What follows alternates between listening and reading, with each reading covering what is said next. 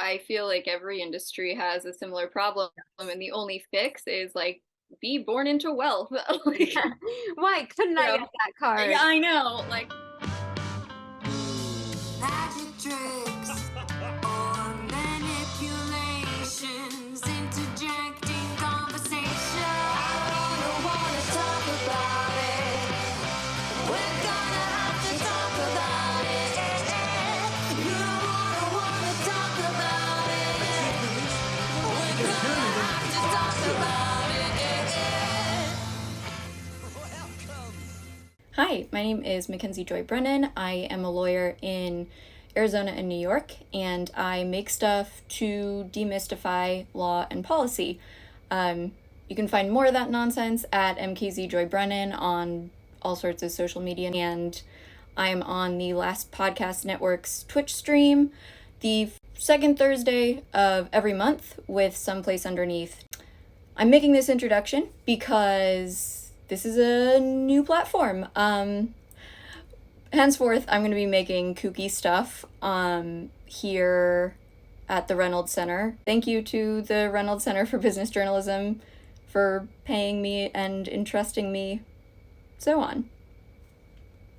We've all been aware of the Hollywood plus the show business actors and writers strikes that are going on right now, and have been for a while. They're still ongoing. I got to chat with some really neat folks who are on a number of different sides of that issue. I am unapologetically biased in the sense that I did not care to speak with anybody representing the studio's side of things. It is what it is. Now, I get that, especially at this point in the strike news cycle, we're getting a little tired. Maybe it's natural to feel some kind of like capitalist resentment at folks who have even the luxury to try being the starving artist type, even though it's getting dicey even for those with that luxury. Or, at best, ranging to apathy. We're over 100 days deep into the strike, which I think says a lot of other things too. The corporate studios stance here creates a lot of ripple effects that haven't really been discussed. It also, the nature of these disputes kind of represents writing on the wall for what labor disputes and workers' rights issues are going to look like in more and more industries as we enter this AI-driven gig economy. We're already in the gig economy. A lot of independent contractor type relationships which don't ensure as many labor rights, and we're adding AI to a lot of worker fields. The one thing about Hollywood is they are on the cutting edge of the cutting edge in terms of what labor issues are going to be presented with a lot of AI-based negotiations. So in that sense, if you're wondering how it relates to you, it's gonna start coming up again and again. By way of my first introduction, I met Nicole Suerez, now Nicole Suerez Jones, when I was a little freak in high school. She was much cooler than I was/am. She's a costumer and assistant costume designer. She lives in Los Angeles, and she is a member, as she'll tell you, of two adjacent unions to both SAG-AFTRA and the Writers Guild, but she's actually not in a striking union right now. Her unions fought really hard to reach a deal earlier in the summer with the same studios, and now are facing work stoppage for reasons that they're completely sympathetic with for the most part, but they don't even get the benefits of striking workers. Things like charity considerations, health insurance extensions, even, collective control over when these strikes end, and a seat at the table. So we'll hear from her what life looks like directly adjacent to, but out of compassionate reach from the direct strikes. You saw this coming. You're the reason I knew this was going to happen. We all knew this was coming. My name is Nicole Jones. I am a costumer and assistant costume designer in the industry, which places me in two different unions. I'm in 705 and 892. 705 is motion picture costumers, and 892 is the Costume Designers Guild. They're both an IATSE, yeah. Okay, gotcha. IATSE locals, and none of my unions are striking, but obviously with strikes comes work delays and work stoppage, which does affect every single crew member and beyond in the entertainment industry. And for every job that I take, I always have to confirm with my union which contract are we working under, because depending on the type of project, I could be on the basic agreement contract, which encompasses a lot of shows and productions, or I could be on the live broadcast contract or the commercial contract, or there's like the new media contract is like a side letter of like streaming. Streaming. Okay. Is a side letter of the basic agreement. So every 3 years, every union is negotiating with the same conglomerate, AMPTP, and everyone's contracts end at different times. So we were in a situation with WGA, SAG, DGA, all of those contracts were expiring one after another this past year. So we started with the Writers Guild, Right. May 1st, and the writing was kind of on the wall. I think that was when I saw you, was like when the writers had started striking, and you're like, and it's gonna get worse before it gets better, and lo and behold, it did. Sure did. The DGA has a deal, so they're not striking. But in terms of, writers and actors and its implications on other departments, if I was working on a movie last year, I wouldn't be able to work on a movie this year because it is under the basic agreement contract, which is the contract that I believe the Writers Guild and SAG are striking under right now, which would halt production on, movies, TV series, episodic, new media. There's a very limited amount of jobs available that at this point, as an IATSE member, if we can't have actors on set, we don't have a job. So it's a trickle down, which honestly, in the beginning, I hadn't really thought of even that immediate next ripple out.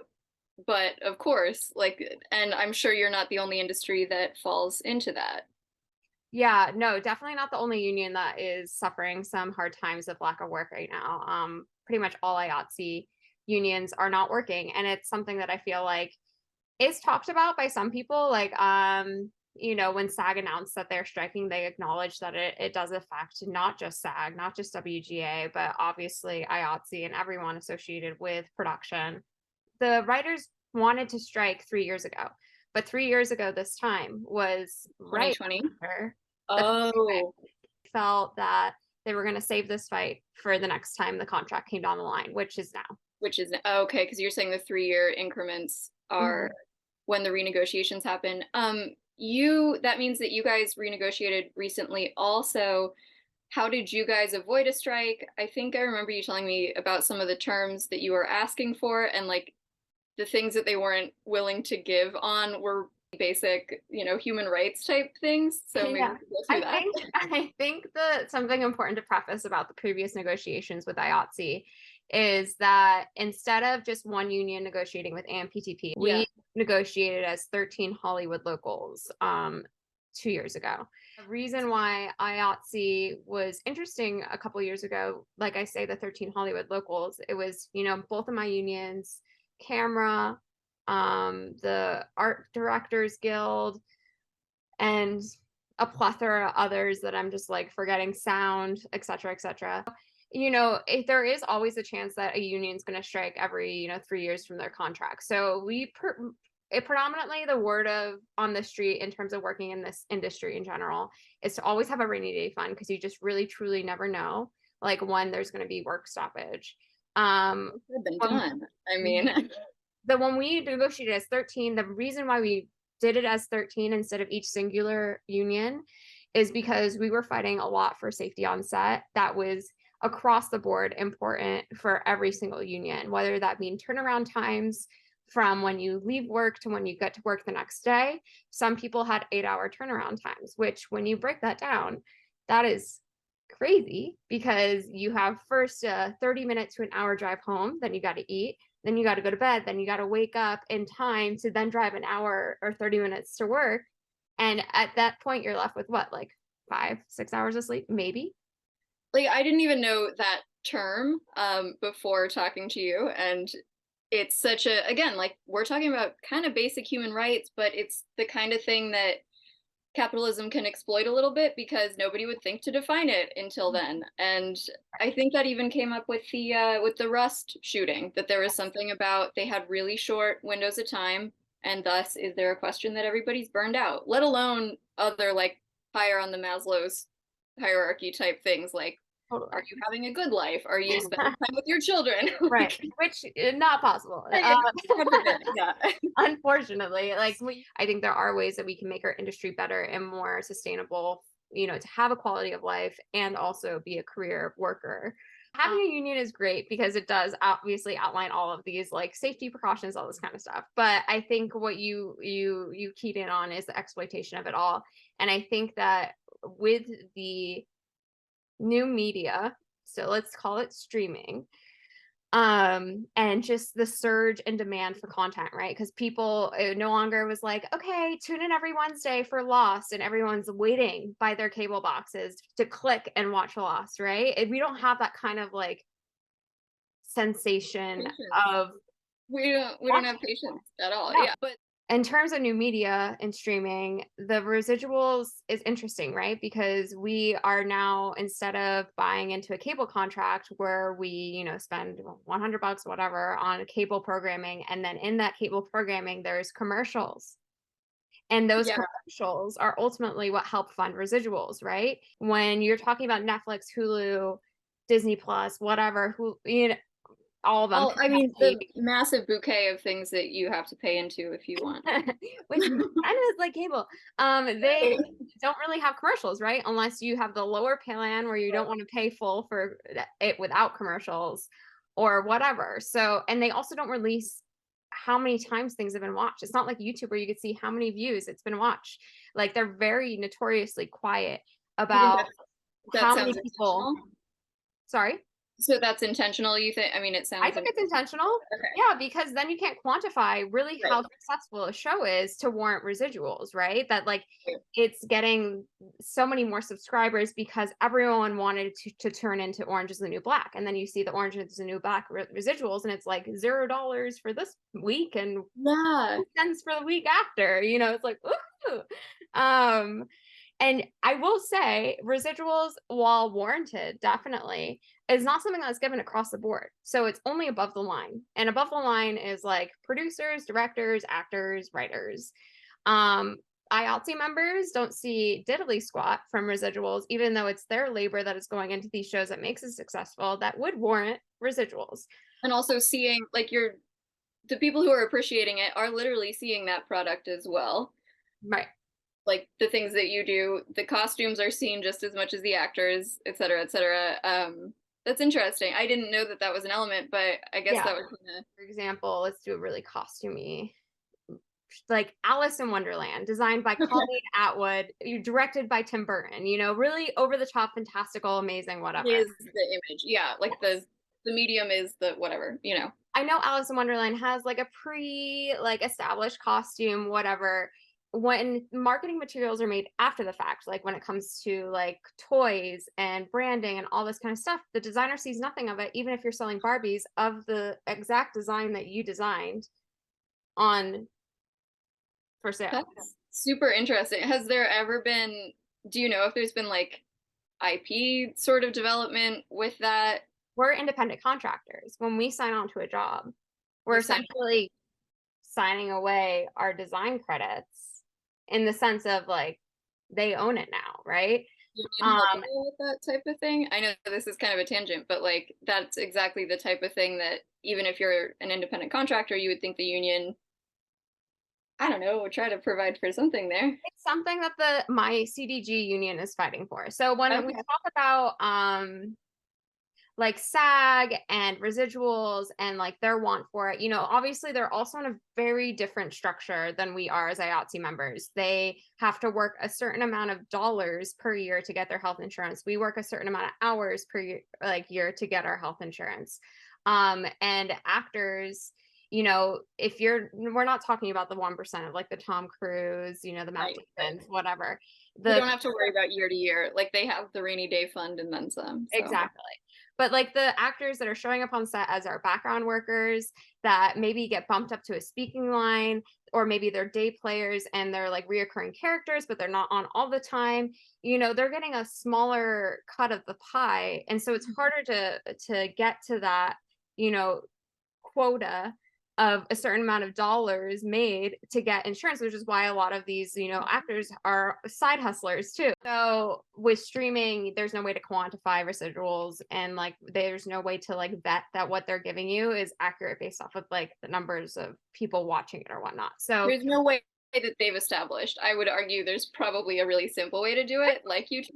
They just don't want to announce it. Yeah. You're mentioning the comparison to advertising on cable, and the one thing that, like, the thread I would pull with that is I imagine that these studios do have the money, that even with the fact that, okay, maybe Netflix, for example, something that doesn't do ads pretty consistently, like I don't even think they have an ad level, they are still, I gotta think, making something comparable to what a cable service would have made, or maybe one channel within that cable service, because they probably have other deals going. They have contracts with production houses, and you think of how many people start a free trial and then forget to cancel. So I'm hard pressed to feel like the studios and the streaming services being like the new studio equivalents, I guess. They're The money. like the only studio equivalent. I mean, we still have Warner Brothers, but even Warner Brothers owns now so many other things. Discovery, I think, Max from HBO Max. Paramount Plus is somebody, I feel like Paramount Plus owns like a whole other conglomerate of things. And Showtime is somebody, yeah. Yeah. So, but so there's like being, three. There's the money exists. Like the money exists, yes. Even though advertising has, you know, is maybe not the primary model anymore, the money's still coming into them in a consistent way. So do they have an explanation? Like, I don't think anybody's starving on the streets, like, of the studio execs being like, I just can't pay you guys anymore. So how are they making that case? Or is it just pretty unapologetic? It's right now it's business time, which means it's pretty unapologetic. Okay. In terms of like, you know, what we're hearing come out from them. Also, you know, they could be on vacation until the fall and not even come back to the table, you know? And so I want to preface all this by saying, like, I don't work for the union. I'm not a union rep. I don't really know what I'm talking about. I'm just giving opinions, but I don't think it's just about the money, this contract negotiation. I think it's about AI. And I think that that is what is holding up negotiations, and what they know they could save by replacing these roles with digital background actors. They're holding strong because for them, the money that they're losing right now in revenue, like, I guess if you want to say they're losing revenue, they're still getting streaming services bills. But like, I'm curious to know what the actual figures are like, and I'm sure it's not something that's public, because I'm sure it's nothing to cry about. So, but yeah, I wonder, because the other side of that is obviously, like, for Who Blinks First, a lot of folks who don't come from like family money, or have a partner who will support them, or a really successful side hustle, they might kind of have to blink first or just leave the industry. I think a lot of people will get pushed out completely. They'll like reevaluate, like I'm reevaluating, like, is this a sustainable lifestyle for me to continue on? You know, I have no children, I have no dependents, like compile 2 kids and a mortgage into being an industry worker right now, and I can't imagine how difficult it is for them. There's been like a lot of support in Los Angeles from local grocery stores and restaurants that's saying, if you present your WGA or SAG card, we'll give you a free meal or free groceries or this, that, and whatever, which is fine and great. And I'm so happy that they're supporting those unions, but it's an entire workforce that is put out. And something I do want to mention, like I said, that we get our insurance based off how many hours we work. If we're not working union jobs this year, we're going to start losing our health insurance. And I feel like we're also being used as a pawn, right? Because we're going to start getting upset and angry that we're going to stop losing our health insurance while we're not making money and then having to pay for health insurance out of pocket. Yeah. That they kind of are wanting IATSE to put the pressure on SAG and WGA to take a deal because it is affecting all of our livelihoods. I'm trying not to read into that as like it being officially that, but I also know that trees were cut on the picket line that were providing shade that were not allowed to be cut.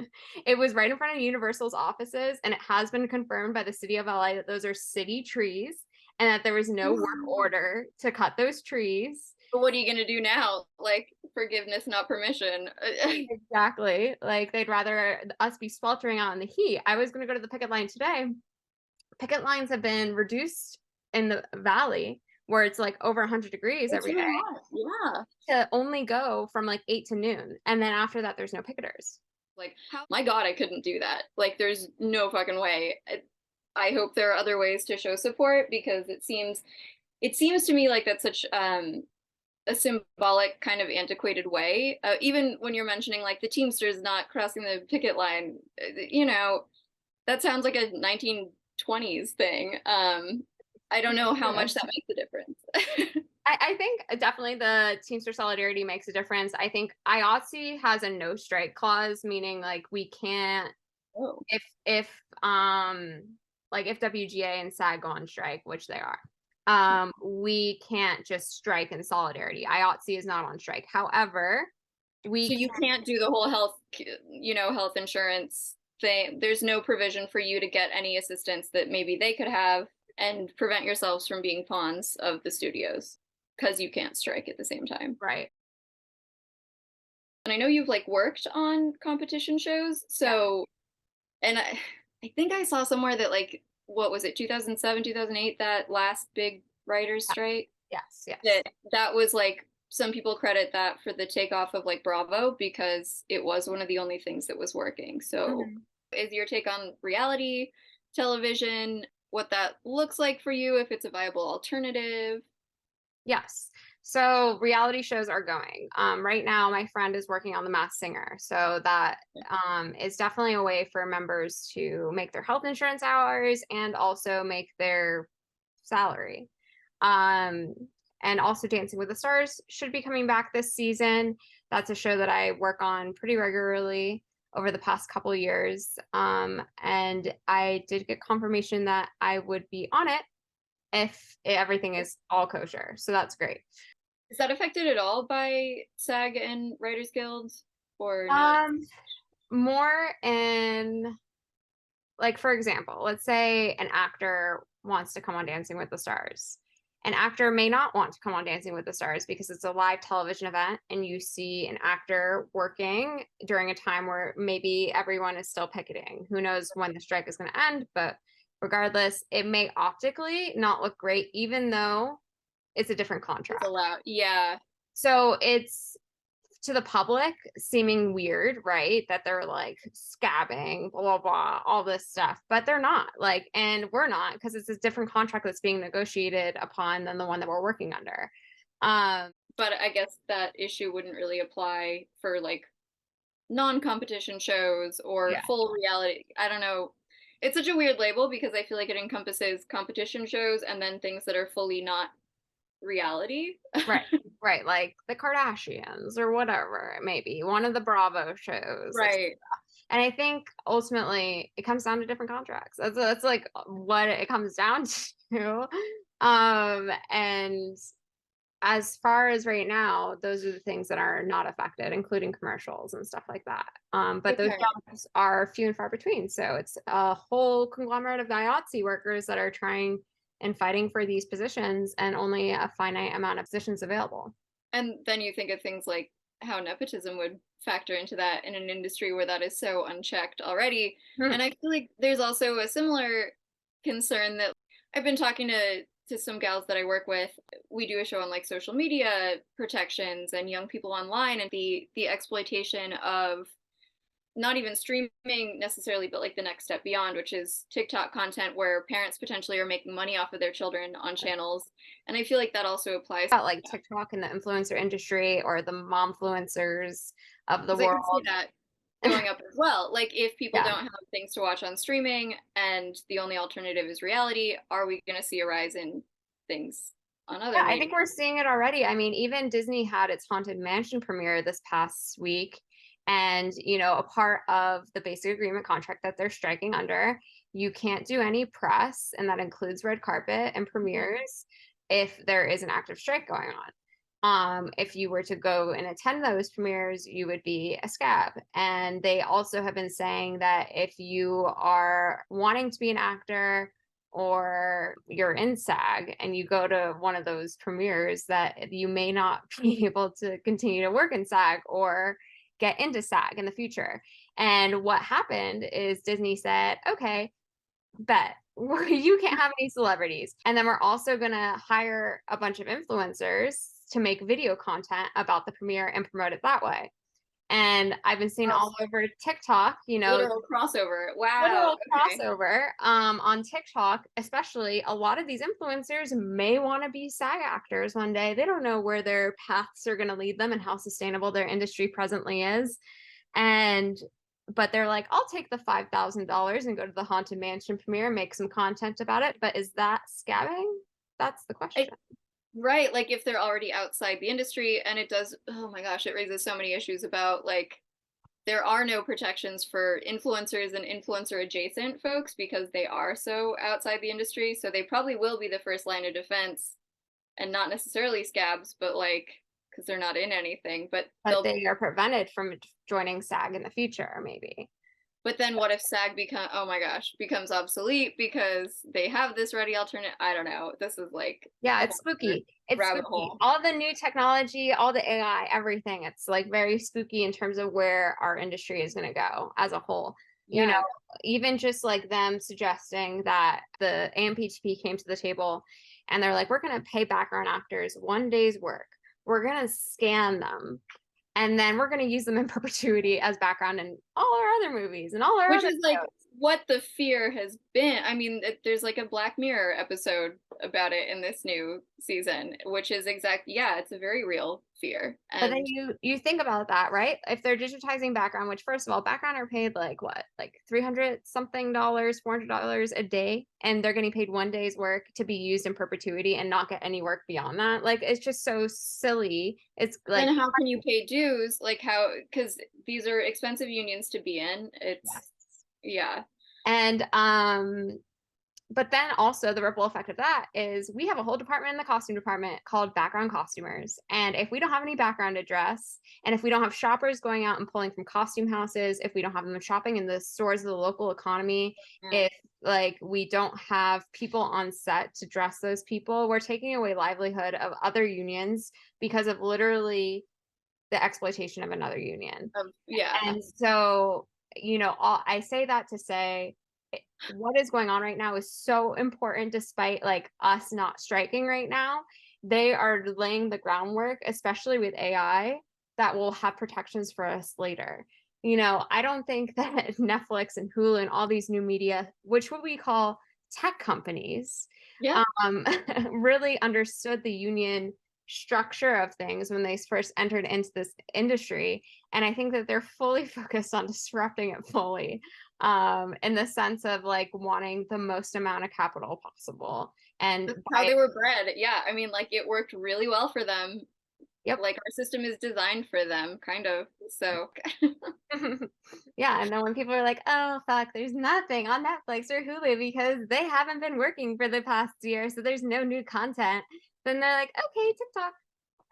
yeah, exactly. And so I do worry about that as the inevitable turn, even if it's like, if it starts as a, okay, well, until this is over, people Right. develop new habits. And I guess it came to my mind when you mentioned AI. Can you see a version of your work? Because I know, like, totally different industry, but like with legal work, I can see a world where, yes, I would have to learn some new things, but it would be nice to have certain things automated. It would just mean learning to work with that software. And I still, like, I could see your creativity then going into coming up with the designs themselves and plugging that in. Is there an iteration of that you could see, or is it too early to tell? In terms of AI helping our departments? Yeah, and like maybe not necessarily eliminating all jobs and working days, but transforming the type of work. Kind of like computers did for architects when they first came out, that it's like it didn't eliminate the jobs, it just changed them. At this point, and with what AI has like exposed themselves to be at this juncture, I don't see it helping our department. In fact, we have a whole illustrator portion of the Costume Designers Guild that is at great loss if AI art comes in with a rampant force. So it's not even like using software to illustrate, it's just like fully generating everything. Right. Gotcha. Yeah. And obviously you need someone to be writing the prompts to like be like, okay, change the kilt to a green color and maybe an aubergine purple, and like have it be able to understand explicitly what we're trying to communicate artistically. And then also it comes down to the whole reason that AI is like, I guess, a little is because you have to train the AI, right? And how do you train the AI? You have to put real humans art into the system to be trained. And you're basically infringing on other people's style of work and their artistry. And often if you're literally using their name too, like, yeah, that's going to be its own, it already is, but like will continue to be an IP issue. Yeah. But okay, thank you for making that distinction, because in my head I was like, well, technically could Nicole just go in and be like, I'll use the AI to come up with this concept rather than drawing it freehand or something. But yeah, it is generative, I guess. So even if you did some guidance, it would only be like an hour versus a week. Right. And that takes away work from someone that's very skilled, very talented and trained, and a union member at that, to be able to do their job. So it's just a very interesting time, because I think more so for the entertainment industry, AI is going to take jobs away than it will be able to help streamline and expedite like processes.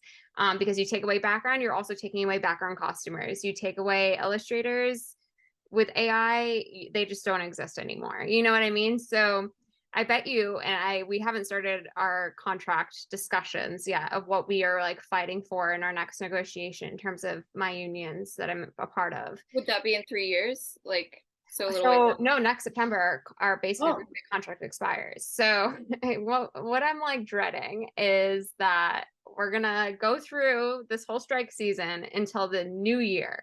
And then we're finally going to be back working, and then maybe to go on hold all over again with another strike, because you could always get scabs to fill in for like costume design, costumers, whatever.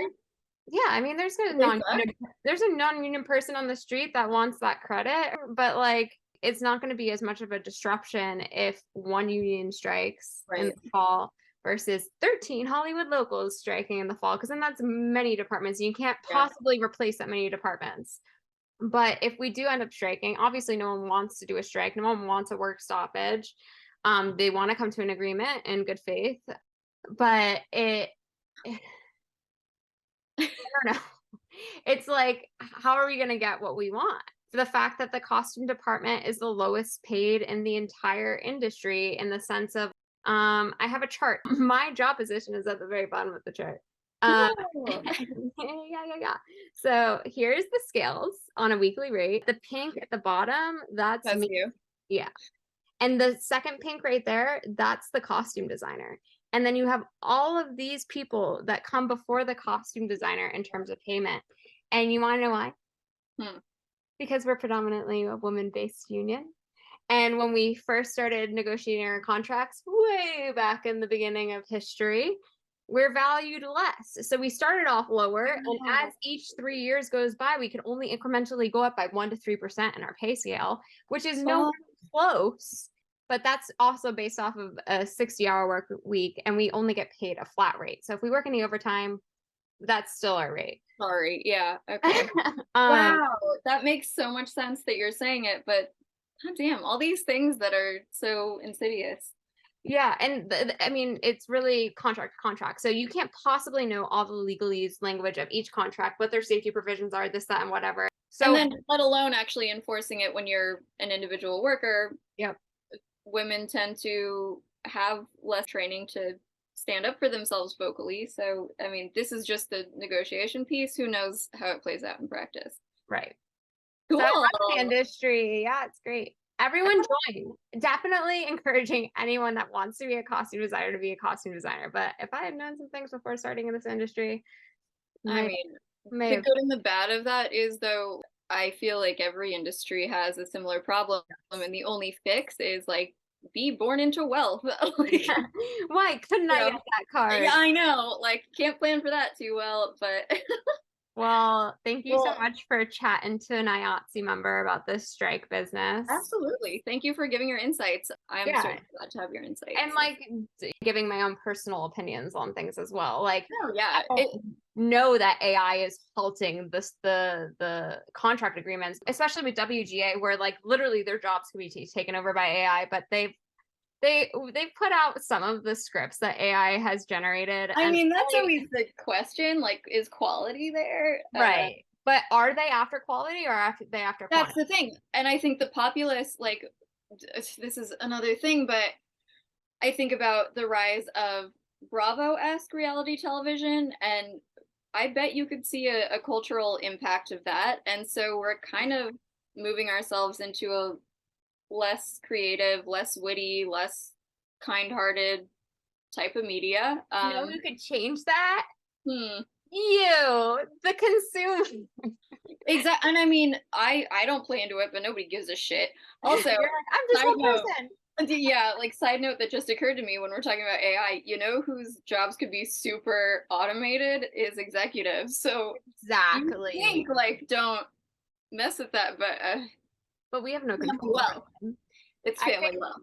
I think also like studios are driven by statistics. And if they know that Shrek grosses X amount of dollars, they're gonna come out with a Shrek 4. You know what I mean? Like They're really if going there's for, yeah, if they're at Disney, like why are they doing so many like remakes. live actions of the Oh, yes. animated movies? Like, you know, But they did a lot of those. They did like a Grease Beauty one. and the Beast that and all were- those things. I mean, it's just like they're just trying to get the money, honey, and they're going based off of what the consumer wants and what the consumer goes after. What does the consumer go after right now? Marvel, Star Wars, Disney. And Because we all have no dopamine, and a lot of people have no education because they gutted the education systems, and so we just want little hits of drama. yeah, give me all the reality tea, Ay, ay, ay. which Alright. I fell victim to in the pandemic. I was like, I can't. guzzling it up. I was like, give me 90 Day season 5,000. Like, I just like. And it's there's so much content. Yeah, it really is. I started Married at First Sight is the only one that I've delved into because I'm so scared that I will not be able to stop and it will change my brain. But that one feels more intellectual because it's like, oh, well, it's a panel of experts and a sociologist. So I'm basically doing sociology by watching. Yeah, okay. Whatever gets you to sleep at night, Mackenzie. No problem. Yeah. Exactly. Well, good luck. I hope you don't starve and lose your health insurance, you know, all the stuff. Working that through. Okay. Okay.